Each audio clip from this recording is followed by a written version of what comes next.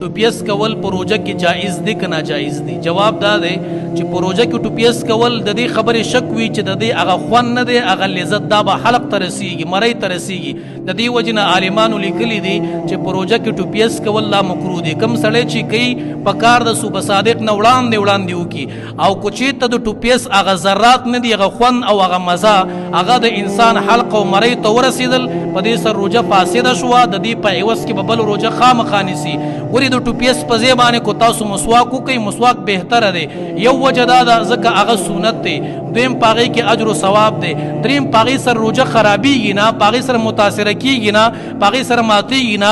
نو که په روژه کې تاسو ټوپیس استعمالوئ، د دې ټوپیس استعمالول مکروه دي. وجه دا ده چې د هغې هغه لذت او خوند د دې خبرې شک دی چې ستا مرۍ ته ورسېدو، او که چېرته یقیني طور سره هغې هغه ذرات ستا مرۍ ته ورسېږي، حلق ته ورسېږي، په دې سره روژه فاسده شوه.